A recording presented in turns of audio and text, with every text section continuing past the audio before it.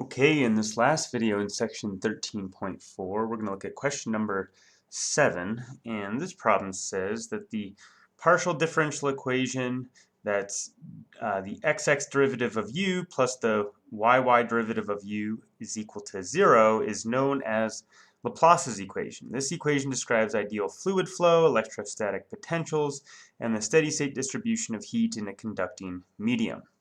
A function u of xy that satisfies this equation on a domain D is said to be harmonic on D. Okay, our job here is to show that this function u of xy, which is the natural log of the square root of x squared plus y squared, is harmonic on the domain R2, and then notice you see this backslash, and then it says 0, 0. What this is describing is all points in R2, so we'll make a little note over here, all points in the xy plane excluding the origin, okay? So this is just saying we can't include the origin because if I set both x and y to 0, I'm going to get the natural log of 0, and that's just not going to be defined, okay? So this is just saying we're excluding the origin. Okay, so really what we want to do here is just, well, take the xx derivative of our function, then the yy derivative of our function, and add them up, right? And they should cancel out and just give us 0, okay? If that's true, right, then we will have shown that this function is harmonic, okay? Okay, so let's go ahead and start that over here. I'll first just compute the x derivative of u. So to do that, we saw this in problem number 3. Notice I have the natural log of a square root. So if I'm going to differentiate something like this, it's probably going to be a little simpler here to just take that square root. It's an exponent of a half. That's the same thing as saying 1/2 times the log of the sum of the squares of x and y. Okay, doing that's going to make this calculation a little simpler. Okay, so for our x derivative, well, I'm going to get the 1/2 times 1 over what's inside the log, so x squared plus y squared. And then I'm going to multiply using the chain rule by the derivative of what's inside with respect to x, and that's going to give me a 2x.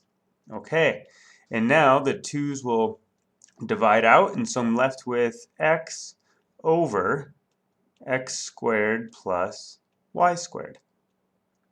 Okay, so that would be our x derivative of the function u. And as we saw in question number 6, given the symmetry of our function u of xy, if I were to differentiate with respect to y, it's going to look exactly the same as this. The only difference would be in the chain rule factor, right? I'd get a 2y there instead of a 2x. So in fact, we can just jump straight ahead and say, all right, well then the y derivative of our function u would just be y divided by x squared plus y squared. So that symmetry comes in handy.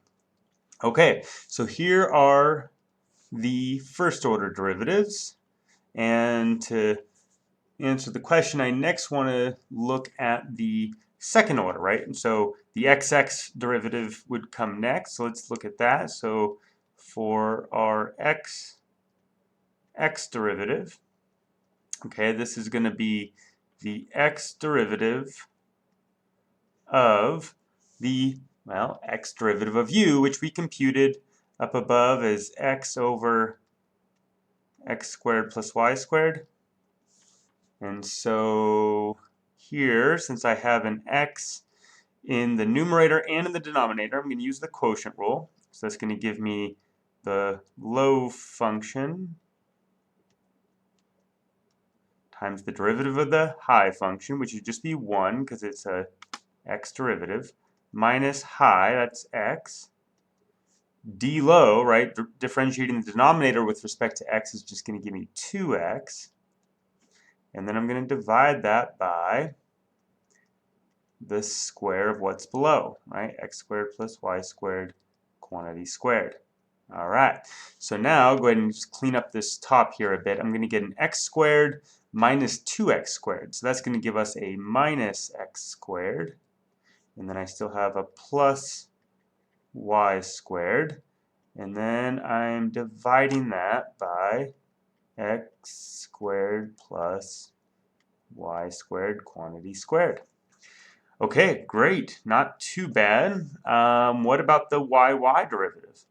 We'll see the y derivative now is going to look, again, by symmetry, just like the xx derivative, except now just swap out the roles of x and y. So instead of getting a negative x squared plus y squared, I would now get a negative y squared plus x squared. And then I'm dividing that by the square of what's below. Okay, and then finally for our punchline here, right, if I add these two together, right, so here is the punchline. My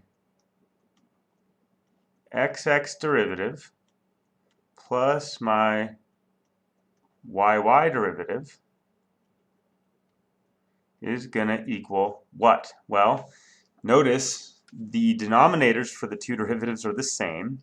So I'll go ahead and write this out. But the denominators are the same, and the numerators are just opposites of each other.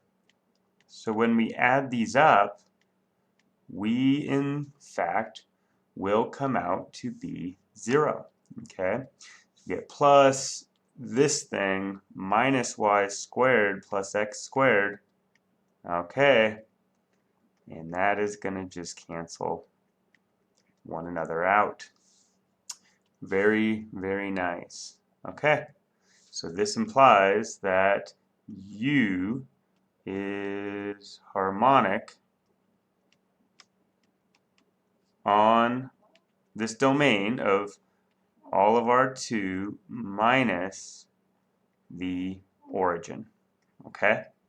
Now, harmonic functions, as you can see from the description of this problem, right? These are really, really big deals. Okay, in the study of partial differential equations, harmonic functions are really key, right? They model all kinds of different physical systems. So very, very interesting stuff there. And that's going to do it for this problem and for this section. I'll see you in 13.5 next.